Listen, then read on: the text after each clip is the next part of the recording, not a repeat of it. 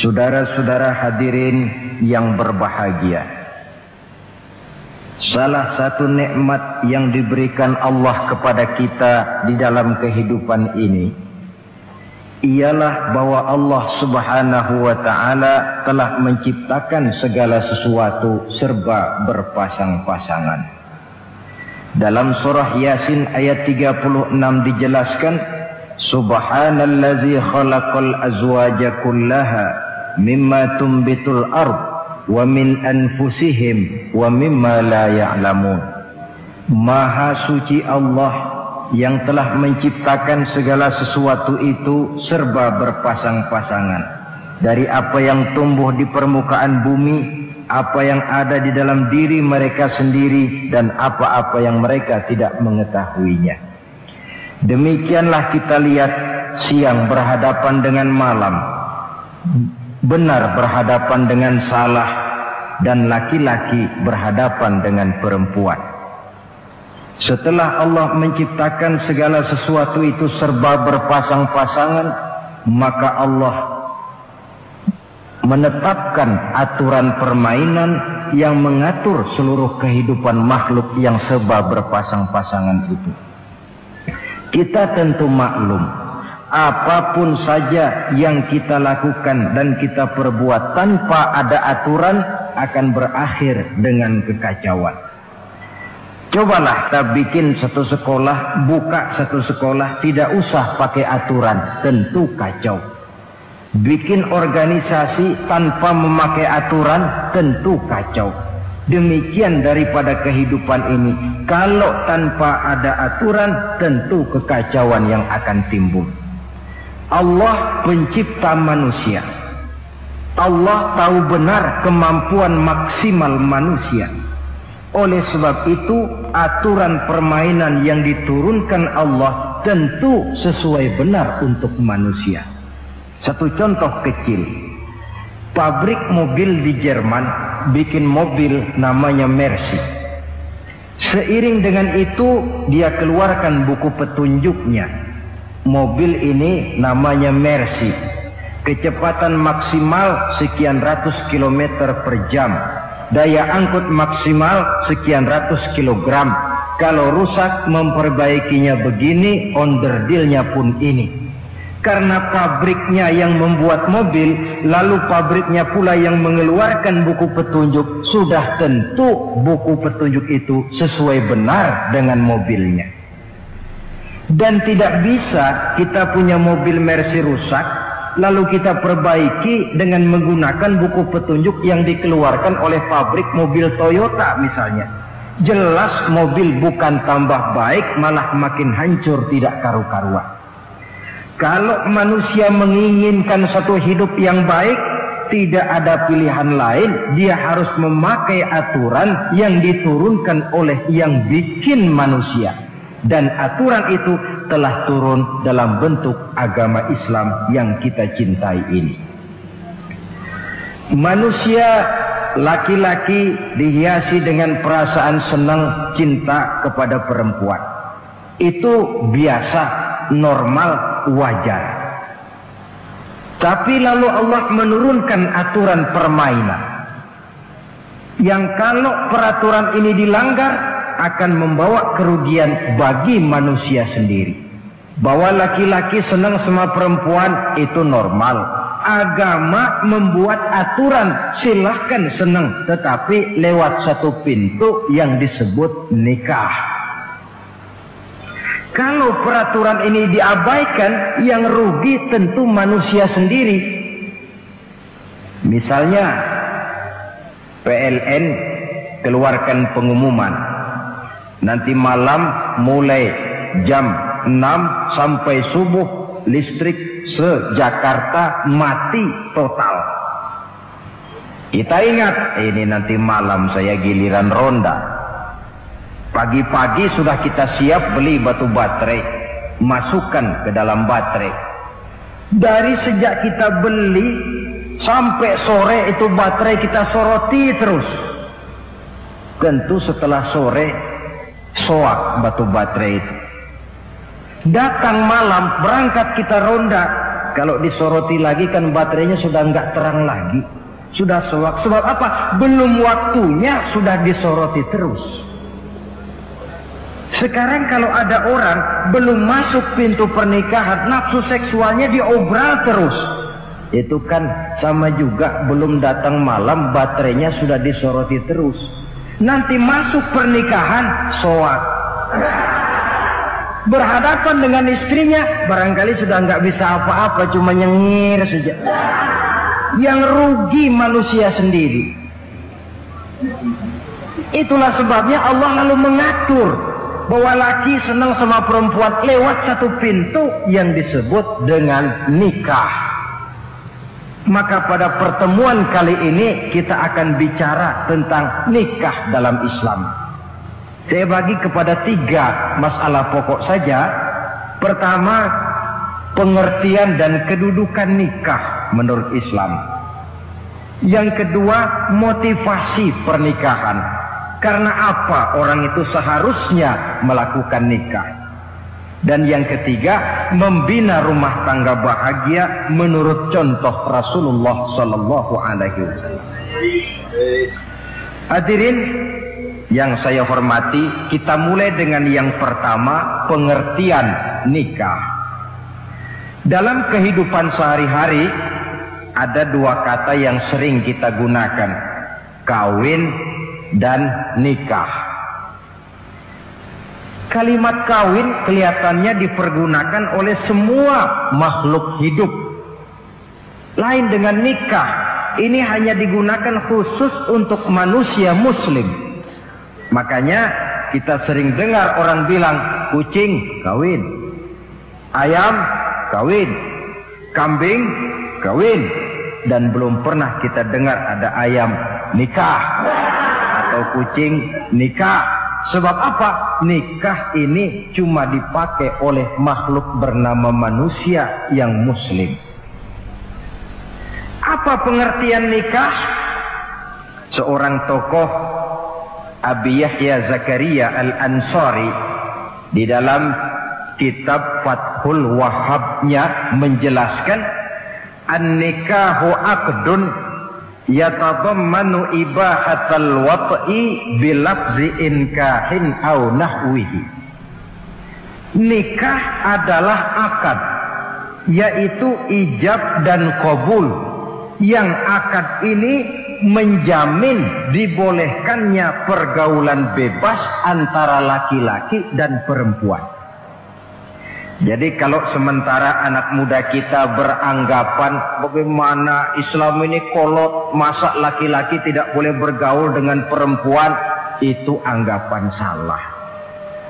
Islam bukan saja tidak melarang, malah menganjurkan laki-laki bergaul dengan perempuan sebebas-bebasnya, sepanjang pergaulan itu bisa dipertanggungjawabkan baik menurut hukum negara, lebih-lebih menurut hukum agama. Coba orang kalau sudah akad, sudah ijab qabul, ada saksi, ada wali, selesai itu dia masuk ke dalam kamar berdua, bergaul di situ sebebas-bebasnya, itu saya kira 100% halal. Tidak perlu lagi orang curiga, tidak perlu lagi sembunyi-sembunyi. Kenapa? Ini bentuk pergaulan yang bisa dipertanggungjawabkan. Kalau tidak, dengan dalih new morality, kebudayaan modern, lalu melakukan yang disebut free love, free sex, samen liven, hidup bersama tanpa nikah alias kumpul kebo. Dan saya kira itu kebo cuma mewakili saja. Artinya begitulah kalau binatang itu kumpul. Sebab kumpul kucing pun saya kira begitu, kumpul ayam pun begitu. Kebo cuma mewakili binatang dalam kalimat itu. Tengoklah berapa banyak sudah bayi-bayi yang lahir ke dunia ini tanpa tahu kemana dia harus memanggil bapak. Berapa banyak gadis-gadis bergelimpangan jadi korban dari orang-orang yang tidak bertanggung jawab. Itu semua merupakan ironi Maka menjauhkan manusia dari aturan agama pada hakikatnya sama dengan usaha membinatangkan manusia. Bahkan kalau manusia sudah jauh dari aturan agama, sanggup berbuat lebih buas daripada binatang. Kita tahu yang namanya bajing itu makanannya cuma kelapa. Tapi bajingan itu bukan cuma kelapa, baduk kabel, telepon doyan kok bajingan itu. Jauh lebih buas daripada yang namanya binatang. Maka agama ini mengatur agar manusia sebagai makhluk yang mulia hidup secara mulia. Jangan manusia kita ini, binatang saja. Kalau saudara ada yang punya kucing di rumah, saudara taruh di depannya, saudara sendiri yang langsung kasih ikan di piring, kasih kucing. Aduh, dia akan makan dengan tenang, nikmat, lahap, tidak nengok kiri, tengok kanan. Kenapa? Dia yakin betul yang dia makan itu sudah resmi, sah. Sebab apa? Tuan rumah yang kasih. Tapi kalau si kucing ngambil sendiri di dapur, mencuri dia, setelah dapat dia bawa lari, makan pun tidak tenang. Kenapa? Mesti nengok kiri, nengok kanan. Rupanya instingnya pun bekerja. Ini bukan hak saya mencuri. Saudara-saudara, tengok orang yang sudah terlibat dalam pergaulan suami istri yang sah. Itu kan nggak perlu tengok kanan, tengok kiri, nggak perlu takut-takut. Kenapa? Sudah sah. Tapi kalau yang bukan istrinya, wah itu bu, sudah seperti kucing nyolong ikan, tengok kiri, tengok kanan, tidak pernah mengalami ketenangan. Itu selintas pengertian nikah. Lalu bagaimana kedudukan nikah menurut Islam? Ternyata nikah dalam pandangan Islam tidak cuma sekedar untuk memenuhi kebutuhan biologis manusia. Tidak cuma sekedar untuk memperkembangbiakkan keturunan. Tidak cuma sekedar untuk mendapat ketenangan hidup. Lebih tinggi daripada sekedar itu, nikah dalam pandangan Islam ibadah. Jadi kalau kita ditanya, Pak, ibadah apa yang paling enak dalam Islam? Jawabannya jelas, nikah. Begitu enaknya ibadah yang namanya nikah ini, sampai yang sudah pernah pun pengen ulangan. Namanya ibadah. Tetapi tentu ada konsekuensi. Oleh karena nikah ibadah, dan semua ibadah dalam Islam tidak boleh dikerjakan setengah hati atau main-main. Sholat ibadah, tidak boleh main-main atau setengah hati atau coba-coba. Puasa ibadah, tidak boleh main-main, setengah hati atau coba-coba. Dan oleh karena nikah pun ibadah, punya nilai sakral, juga tidak boleh main-main, setengah hati atau coba-coba. Dus nikah eksperimen tidak dikenal dalam Islam. Mas, saya dengar sampean sudah nikah ya? Iya mas, saya cuma nyoba saja kok ini kok. Kalau enak terus, enggak ya bubar. Ini tidak ada nikah eksperimen, sebab dia punya nilai sakral yang bermotifkan ibadah. Itu pengertian dan kedudukan nikah. Lalu apa motivasi suatu pernikahan? Karena apa seharusnya orang nikah itu? Apa landasannya? Saudara, hadis yang diriwayatkan oleh Imam Bukhari, Muslim, Abu Dawud dan Ibnu Majah dari Abi Hurairah menjelaskan, Nabi bersabda, tunkahul mar'atu li arba'in. Nikahilah perempuan karena 4 perkara. Kalau dia perempuan tentu nikahilah laki-laki karena 4 perkara. Memilih jodoh, nah inilah lengkapnya konsepsi Islam. Memilih jodoh saja Islam itu memberikan petunjuk kok. Karena apa orang memilih jodoh itu? Kata Rasul yang karena 4 faktor. Pertama, lima liha, karena dia orang kaya, cari yang kaya.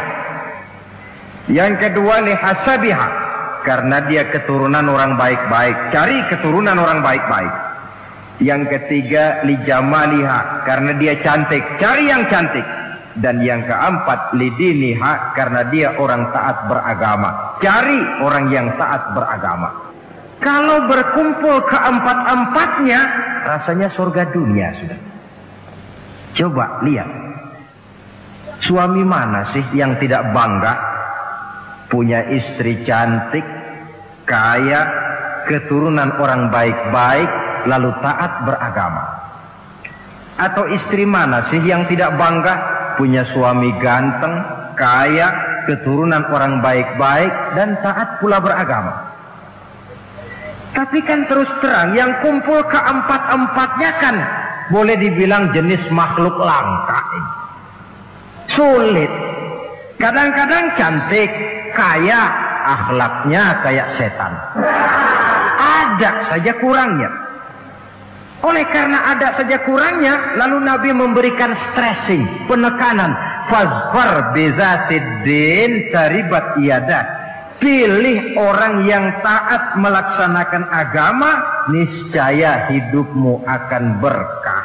Jadi motivasi suatu pernikahan hendaknya agama. Apa rahasianya? Mari kita lihat. Kalau orang memilih pasangan karena rupa yang cantik semata-mata, silakan, tapi jangan jadi motivasi utama. Kalau rupa yang cantik jadi alasan utama, saya yakin rumah tangga tidak akan tahan lama. Sebab apa? Pertama, yang namanya cantik itu relatif. Artinya bergantung siapa yang memandang. Yang menurut saudara cantik, menurut saya belum tentu cantik. Yang kata saya cantik, menurut saudara barangkali itu yang jelek. Relatif. Saya kalau ditanya orang, Ustadz, siapa perempuan paling cantik di dunia ini? Tentu saja saya jawab istri saya. Apa saudara lalu protes? Salah Ustadz, yang cantik istri saya, bukan istri Ustadz. Saya bilang, masa bodoh saya nggak ngurusi istri sampean. Cantik itu relatif. Sehingga di kalangan para ahli cinta, ahli cinta, sampai sekarang masih jadi perdebatan. Sebenarnya cantik yang bikin orang jatuh cinta, apa cinta yang membuat orang jadi kelihatan cantik? Dua-duanya bisa terjadi. Mungkin karena cantik orang jatuh cinta, dan bisa juga karena sudah kadung cinta orang kelihatannya jadi cantik. Tapi yang jelas cantik relatif. Yang relatif tidak bisa dijadikan sandaran utama. Yang kedua, yang namanya cantik itu temporer, artinya berubah oleh pergeseran masa dan pertukaran waktu. Sekarang dia cantik, of course, sedang sweet 17-an, sedang honeymoon, sedang bulan madu, sedang pengantin baru, tentu saja cantik. Punya dia anak satu, kecantikan mulai menurun. Punya dia anak dua, kulit mulai keriput. Punya dia anak tiga, apalagi tak pandai bersolek, sudahlah onderdir mulai pada copot. Kalau rumah tangga didasarkan kepada rupa yang cantik saja, selesailah rumah tangga sampai di situ. Yang ketiga, di atas langit, rupanya masih ada langit lagi. Di atas yang kita anggap cantik, rupanya masih ada yang lebih cantik. Kalau cantik yang kita kejar, kita akan jadi petualang yang pindah dari perempuan satu ke perempuan yang lain. Cinta bajak laut namanya. Di mana kapal berlabuh, di sana cinta mendarat. Saudara hadirin yang saya hormati, padahal sate dengan singkong itu kan bedanya cuma di tenggorokan. Kalau sudah masuk ke dalam perut, kenyangnya barangkali sama. Malah barangkali besok pagi kalau keluar lebih tidak enak baunya sate itu daripada singkong. Makanya orang kalau sudah nikah oleh Nabi dipesan, Apabila kamu di jalan melihat perempuan yang membuat kamu kagum, cepat-cepatlah pulang ke rumah. Sebab apa? Sebab yang perempuan cantik di jalan kau lihat itu punya, istrimu juga di rumah punya. Gak percaya cobalah pulang, akurin, sama itu. Silakan cari yang cantik, tapi jangan dijadikan motivasi utama. Yang kedua, kalau perkawinan pernikahan cuma karena harta, silakan cari yang kaya. Tapi kan harta itu, kata Imamul Ghazali, al-mal zillun zail. Harta bagaikan bayangan. Sore di sebelah barat, tengah hari di tengah, sore pindah ke sebelah timur. Hari ini dia kaya, besok dia bangkrut. Roda itu berputar. Kalau harta dijadikan pilihan utama, boleh jadi dalam hidup berumah tangga ada pepatah, ada uang abang disayang, tidak ada uang abang melayang. Artinya pun rumah tangga tidak akan tahan lama. Yang ketiga, kalau karena keturunan, persilahkan cari keturunan yang baik-baik. Namun toh pada akhirnya orang diajarkan bahwa kita ini mau besar atau tidak, bukan dengan jalan menyempeng kepada kebesaran orang lain, tetapi ditentukan oleh kepribadian kita sendiri. Sekarang kalau karena agama, Nabi berikan penekanan fazfar bizatid din taribat yadak. Pilih orang yang taat beragama, niscaya hidupmu akan beruntung. Apa rahasianya? Tidak lain rumah tangga Rasulullah Sallallahu Alaihi Wasallam. Yang ini artinya kita sudah masuk kepada bagian ketiga, bagaimana membina rumah tangga bahagia menurut contoh baginda Nabi. Saudara, bagaimana sih rumah tangga Rasul itu? Kelihatan dari dua ucapannya, pendek, singkat, tapi punya pengertian filosofis yang mendalam. Dua kalimat saja beliau bilang tentang rumah tangganya, yaitu baiti jannati, rumah tanggaku laksana surga bagiku. Bayangkan, kalau seorang suami sudah mampu berkata macam begitu, bahagia hidupnya. Ini barangkali tantangan buat kita semua. Mampukah kita di rumah tangga berkata semacam perkataan beliau tadi? Baiti jannati, rumah tanggaku laksana surga bagiku. Padahal dari sejarah kita baca, Rasul itu rumahnya kecil. Tidurnya di atas pelepah daun korma, sampai berbekas di pipinya. Sarapan paginya seteguk zam-zam, sepotong roti, kadang-kadang 3 butir korma. Tempat tidurnya bukan alga spring bed atau Dunlopillow macam kita punya. Di rumahnya tidak ada mebel spaghetti model yang lagi ngetop-ngetopnya. Entar di tengah rumah macam itu, beliau sanggup berkata, baiti jannati. Kenapa kita yang hidup di zaman di mana fasilitas mestinya lebih menunjang, kok malah banyak yang berkata sebaliknya? Baiti nari, rumah tanggaku laksana neraka bagiku. Padahal dilihat dari segi materi, rumahnya bertingkat, mobilnya serba berkilat, uangnya banyak berlipat-lipat, istri pun cantik memikat. Kadangkala boleh jadi jumlahnya 4. Tapi tiap hari kiamat. Kenapa ini? Marilah kita lihat. Ternyata rumah tangga Rasul itu motivasinya tidak lain agama. Agama menuntun suami dan istri masing-masing untuk tahu kewajiban dan tahu haknya.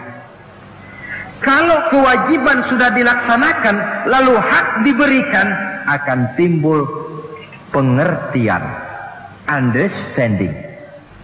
Kalau sudah ada saling pengertian, akan timbul ketenangan, feeling of security.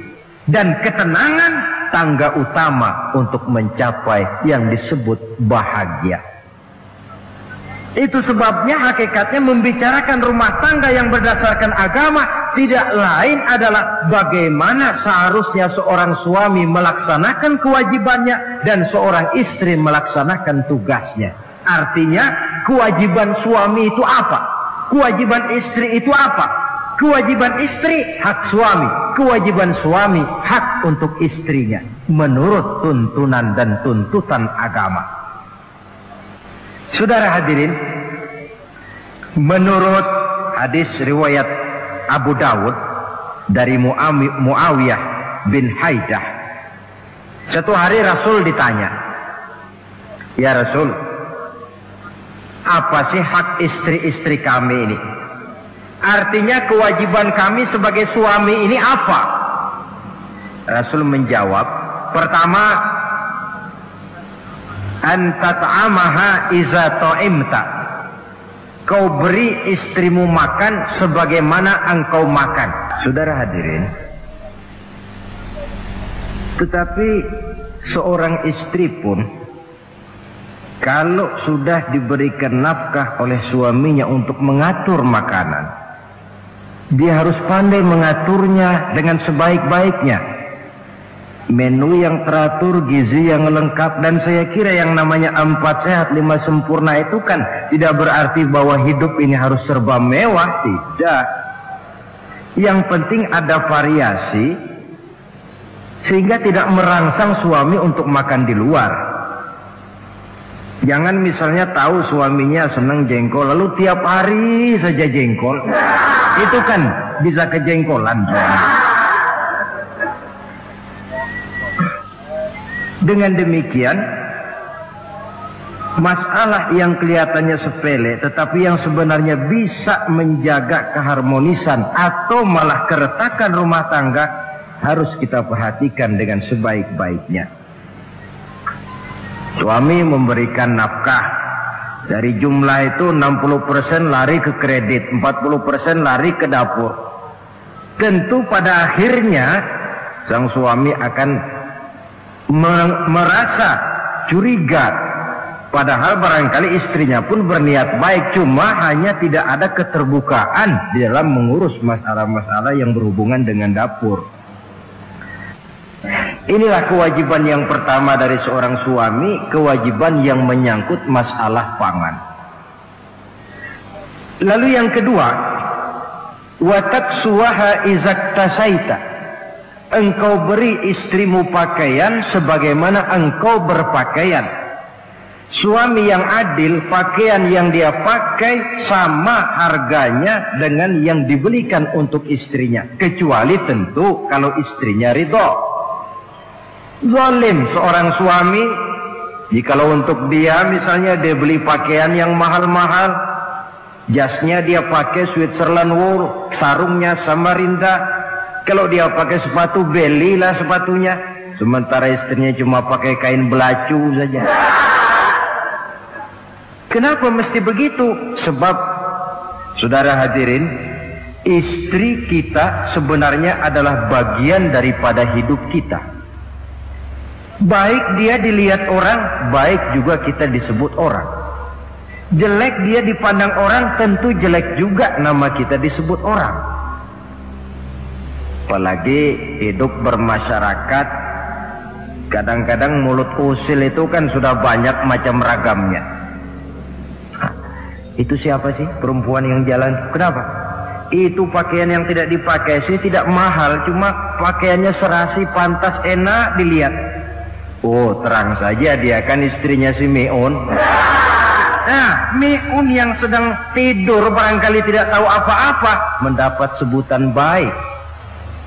Cobalah kalau istri kita semaunya saja, orang akan bilang, ah itu perempuan, kenapa saya gerah ngelihatnya, mau ke pasar cuma pakai kutang saja. Tentu suami pun akan mendapat sebutan yang tidak baik. Cuma sang istri kalau sudah dibelikan pakaian oleh suami, termasuk alat-alat kecantikan di dalamnya, pakaian itu tentu dipakai, niat pertama adalah untuk menyenangkan hati suami.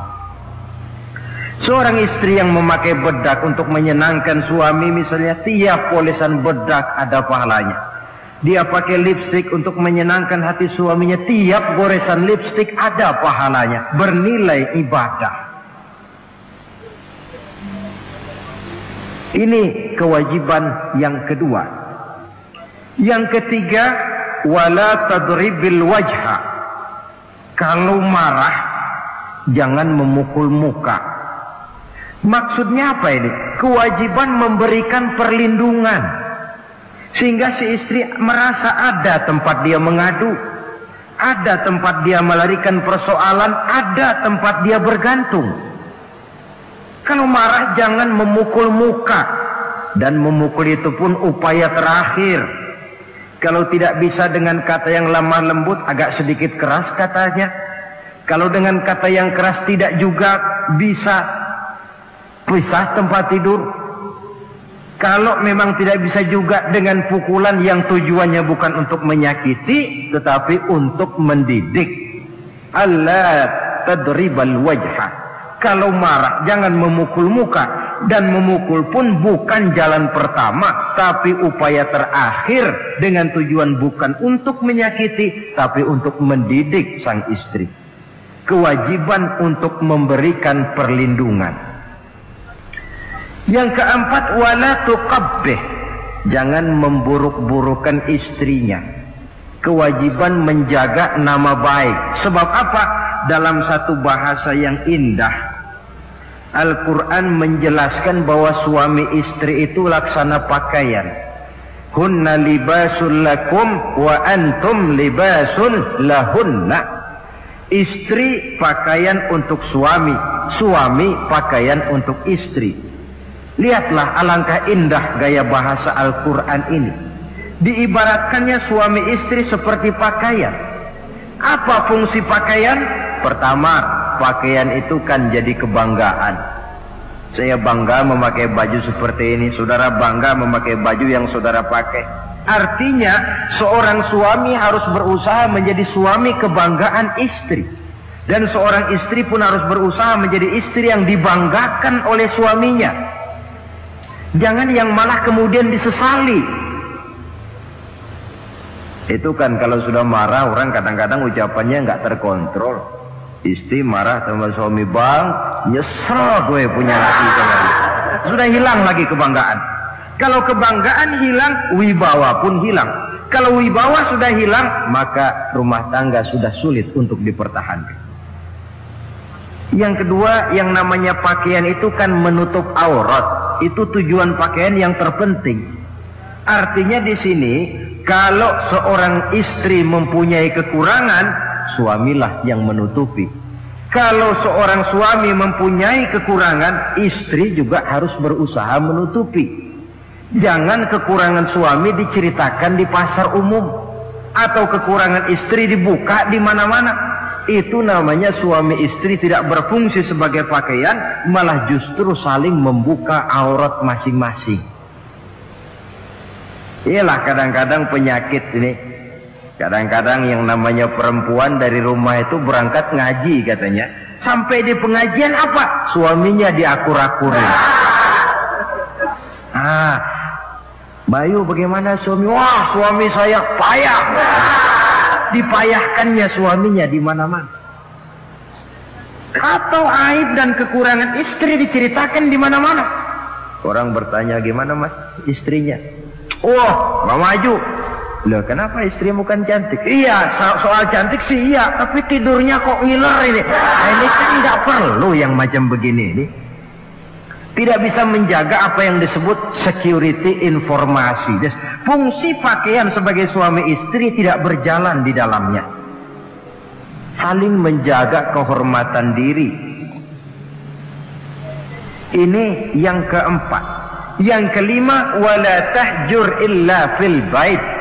Jangan berpisah dari istri kecuali di rumah. Maksudnya begini, kalau satu hari seorang istri suami marah kepada istrinya, tidak usah istri itu disuruh pulang ke rumah orang tuanya, ke rumah mertua lalu diusir. Tidak, cukup pisah tempat tidur saja. Ini maknanya wala tahjur illa fil baiti.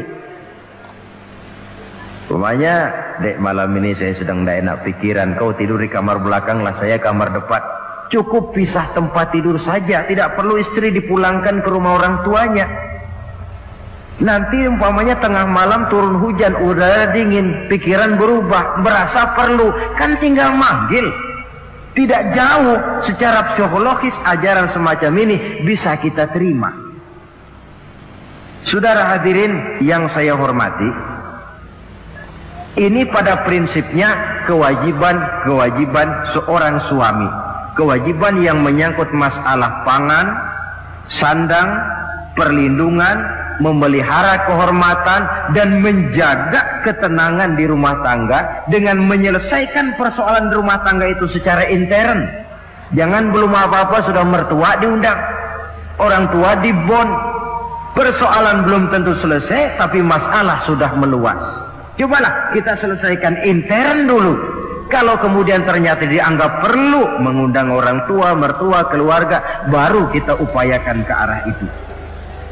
Ini kewajiban suami dan ini merupakan hak istri. Lalu bagaimana kewajiban istri sekarang ini? Istri kewajibannya merupakan hak untuk suami. Saudara, dari hadis yang diriwayatkan Imam Ibnu Majah dari Ali bin Yazid dari Abi Umamah, Nabi bersabda, "Mastafadal mu'minu ba'da taqwallahi azza wa jalla khairan lahu min zaujatin salihah." Bagi seorang mukmin, sesudah dia mempunyai sifat takwa kepada Allah, tidak ada yang lebih membawa manfaat selain daripada istri yang salihah. Istri salihah itu yang bagaimana? Yang hidup mampu melaksanakan kewajibannya. Apa kewajibannya? Kata Nabi, pertama, in amaroha ata'athu. Kalau diperintah, dia taat. Kewajiban istri yang pertama, taat kepada suaminya. Begitu besar kewajiban taat kepada suami, sampai-sampai Nabi pernah menyatakan, "Lau kuntu amiran ahadan ayyasjuda li ahadin la amartul mar'ata an tasjuda li zawjiha." Kalau saja boleh, kata Nabi, aku memerintahkan manusia sujud kepada sesama manusia, tentu aku perintahkan istri untuk sujud kepada suaminya. Untung saja sujud kepada manusia tidak boleh. Kalau boleh, istri itu disuruh sujud kepada suami. Tentu karena besar hak suami atas dirinya. Yang kedua, ibadah sunnah tidak mendapat izin suami juga bukan saja tidak berpahala, malah berdosa. Umpamanya pengantin baru, si istri kebetulan santri, malam minggu pesta, besoknya hari Senin, si istri sudah kadang biasa hidup sebagai santri, hari Senin puasa sunnah. Dia bilang sama suaminya, "Bang, besok saya mau puasa sunnah nih, hari Senin." Kata suaminya, "Kalau kau puasa juga kau kejam. Lalu kau puasa, aku disuruh ngapain?" Tidak diizinkan oleh suami, dia puasa juga. Bukan saja tidak mendapat pahala, malah berdosa. Sampai amalan yang sunnah pun tidak diizinkan oleh suami, berdosa. Apalagi amalan yang mubah, apalagi amalan yang tidak ada dasar hukumnya, perintahnya. Sepanjang perintah suami tidak untuk maksiat kepada Allah, istri wajib untuk taat. Dalam hadis lain kita temukan Nabi bersabda, "Idza da'a ar-rajulu imra'atahu ila firashihi." Kalau seorang suami memanggil istrinya ke tempat tidur. Ini bahasa kinayah. Manggil ke tempat tidur kan tentu nggak perlu penjelasan. Masa mau nyambal di tempat tidur kan enggak. Fa'abat, si istri tidak mau. Lantaran istri tidak mau, suami jengkel. Fabata ghadbana 'alaiha. Sampai dalam jengkelnya tidur. La'anat hal malaikatu hatta tusbiha. Istri macam itu dilaknat, dikutuk oleh malaikat sampai datang waktu pagi. Kewajiban untuk taat. Namun sebaliknya, seorang suami pun jangan mentang-mentang istri wajib taat lalu overacting. Segalanya main tunjuk, segalanya main komando, segalanya main perintah. Sebab contoh yang diberikan oleh Rasul tidak begitu. Rasul kita baca dalam sejarah menjahit bajunya sendiri, memperbaiki kasutnya sendiri. Artinya yang bisa ya dikerjakan tanpa harus menggantungkan semuanya kepada sang istri. Kewajiban untuk taat. Nah, penutup tentang taat ini ada sebuah hadis pula di mana baginda Nabi bersabda, ayyumam ra'atin matat wa zawjuha anha radin dakhalatil jannah. Kalau seorang perempuan meninggal dunia, suaminya ridho kepadanya, maka perempuan itu akan masuk surga. Artinya, kalau seorang istri meninggal, ya dia tukang ngaji, ya tukang sholat, ya suka puasa, ya gemar sedekah, tapi meninggal suaminya tidak ridho, pintu surga belum dibukakan sampai suaminya ridho kepadanya. Ini menggambarkan tentang besarnya kewajiban taat seorang istri kepada suaminya. Ini kewajiban pertama. Lalu kewajiban yang kedua kata Nabi, wa in nazara ilaiha sarrathu. Kalau dipandang oleh suaminya, dia pandai menggembirakan, menyenangkan hati suaminya. Menjadi istri yang pandai menyenangkan hati suami. Siapa contohnya? Kita lihat misalnya istri Nabi, diantaranya Sayyidatuna Khadijah radhiyallahu anha. Ketika Nabi pertama kali menerima wahyu berhadapan dengan malaikat Jibril, beliau kembali ke rumah dengan tubuh gemetar. Setibanya di rumah beliau berkata, "Zammiluni ya Khadijah." Khadijah, selimuti saya. Kenapa bang? Barusan datang malaikat Jibril, dia katakan begini-begini, saya khawatir Khadijah. Khadijah tahu suaminya sedang gelisah. Sebagai istri yang bijak beliau tampil, apa katanya? Kalla ma yukhzikallahu abada. Tidak apa-apa bang, jangan khawatir, Allah tidak akan menyusahkan abang buat selamanya. Ini istri yang pandai menyenangkan hati suami. Suami pulang dagang dari pasar, rugi. Istri tampil. Itulah bang, romantikanya dagang. Masa selamanya saja untung sekali-sekali lah, rugi. Si suami kan tidak terlalu pusing kepalanya. Jangan sudah di pasar rugi, sampai rumah istri pidato, peletar-peletor macam petasan. Dasar suami goblok, dagang saja rugi. Sudahlah di pasar rugi, sampai ke rumah digoblok-goblokin. Itu nanti suami kan bisa kena penyakit yang disebut broken home. Penyakit nggak betah di rumah. Seorang istri kalau suami sudah kena penyakit tidak betah di rumah, itu mesti siap-siap mental untuk dimadu. Nah, jadi kalau tidak dimadu bagaimana? Berusaha bikin betah suami di rumah. Suami pulang kantor jam 2, setengah 2 dandan, kalau perlu setel habis. Kalau perlu, kelihatan suami akan datang, bukakan pintu, sambut dengan senyum. Apalagi kalau senyumnya Pepsodent. Saya kira suami bagaimanapun lelahnya, peras keringat, banting tulang, pulang mencari nafkah, kalau kembali di rumah disambut dengan senyum, hilang capeknya. Tapi bayangkan, sudahlah di kantor capek, peras keringat, banting tulang, sampai pula di rumah yang nyambut cuka sama kukusan. Udah asem, monyong. Suami mana yang kerasan tinggal di rumah? Menjadi istri yang pandai menggembirakan, menyenangkan hati suaminya. Bahkan diizinkan bohong untuk menyenangkan hati suami. Umpamanya, suami kebetulan habis obyeknya gol. Karena ingin menyenangkan istri, mampir di pasar beli kain batik. Si suami tidak tahu bagaimana kain batik yang bagus, beli saja sembarangan. Sudah kainnya kasar, warnanya norak, harganya yang mestinya murah jadi mahal, dibawa pakaian itu pulang.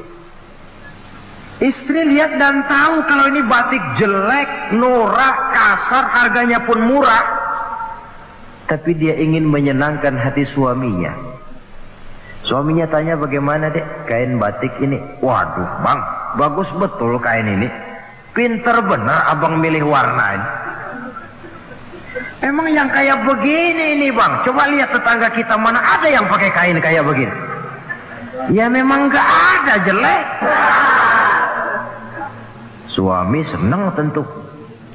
Lalu kain itu oleh istrinya, ngaji dipakai, keundangan dipakai, tidur dipakai, masak dipakai, nyuci pun dipakai. Suami makin bangga, wah kain yang saya beliin dipakai terus ini. Lain pula istrinya, dalam hati dia berpikir, biarin deh gue pakai terus biar cepat hancur, nggak ada urusan. Coba kalau waktu itu si istri jujur, dasar laki goblok, beli kain kayak begini, sono pulangin. Nah, mungkin suami yang sudah payah-payah mau menyenangkan hati istrinya malah berbalik pikirannya.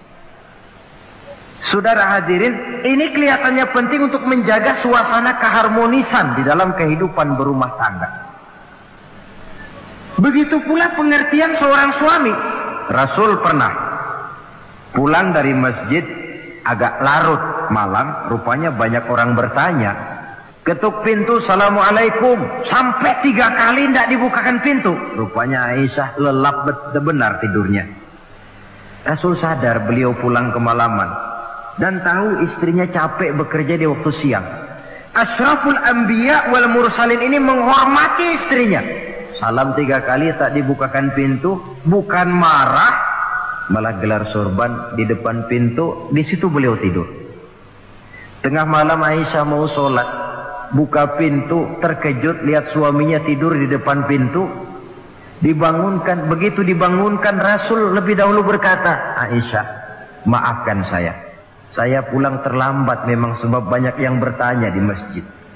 Sudahlah tidur di depan pintu, begitu dibukakan beliau dulu yang minta maaf. Sulit jadi suami semacam ini.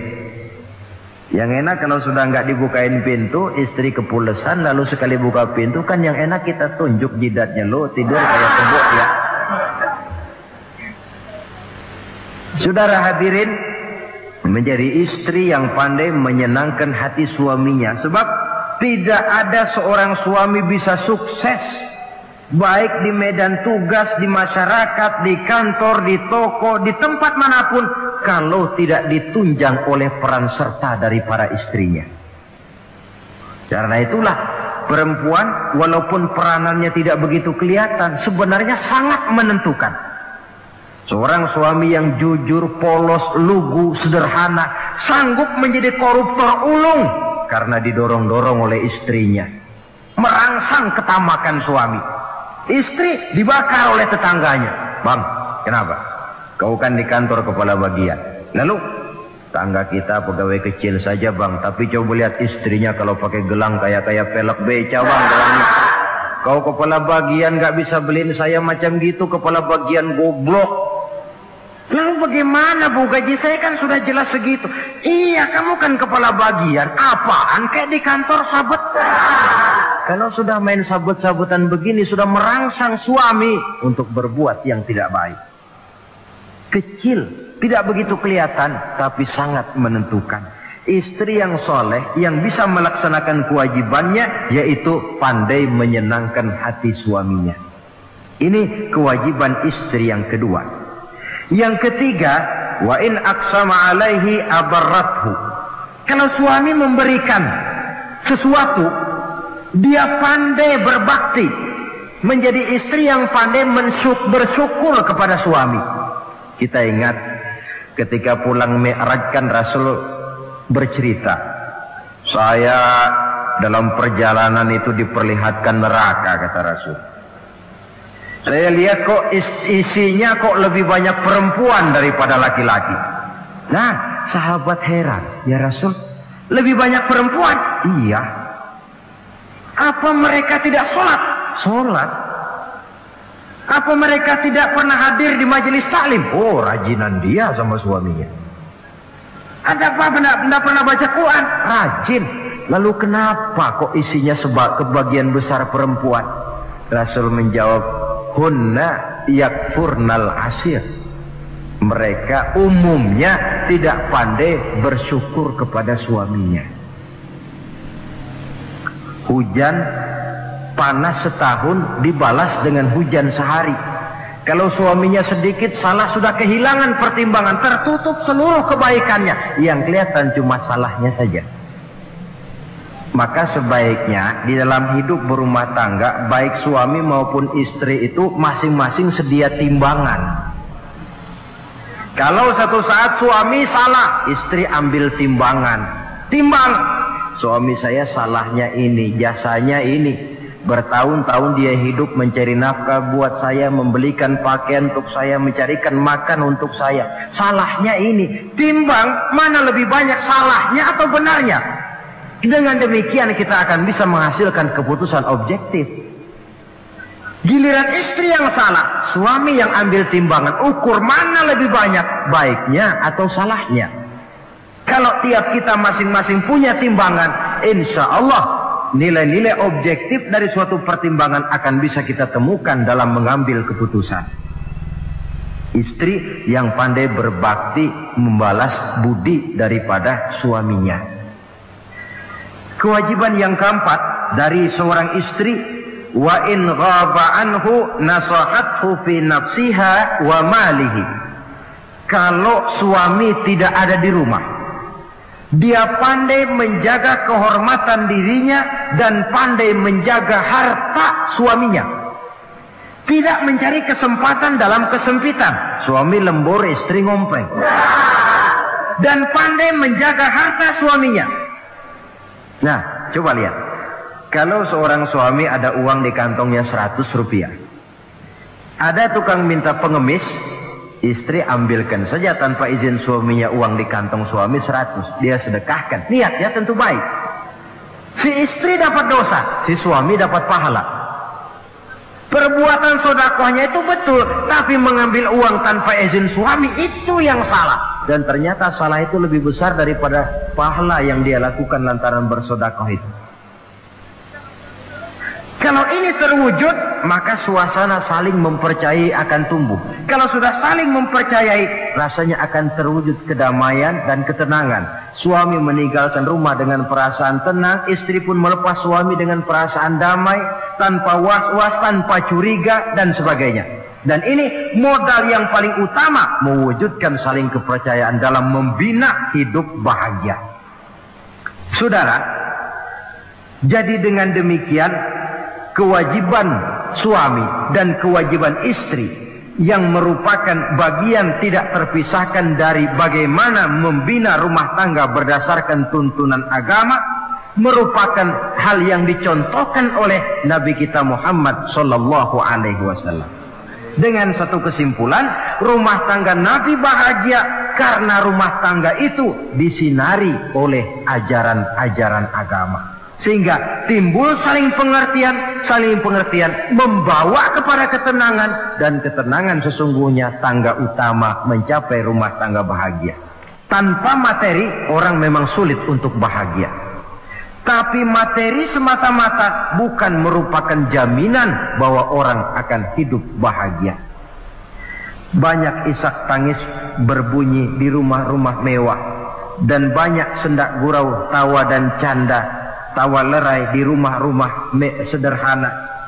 Artinya suka dan duka, sedih dan gembira, susah dan bahagia bisa ada di gubuk reot dan bisa juga ada di rumah mewah. Ternyata bukan harta semata-mata yang menopang dan menjamin hidup itu akan bahagia, tapi satu rumah tangga yang dipancari oleh sinar agama di bawah naungan ridho dari Allah Subhanahu wa taala. Si istri taat melaksanakan ajaran agama, suami taat, lalu anak-anak pun hidup dalam suasana yang religius. Dari sana tumbuh pancaran sinar keagamaan. Irama agama mengalun dalam kehidupan rumah tangga kita. Berfungsilah dengan demikian rumah tangga sebagai tempat di mana kita mengamalkan ajaran agama kita. Alangkah nikmat rumah tangga.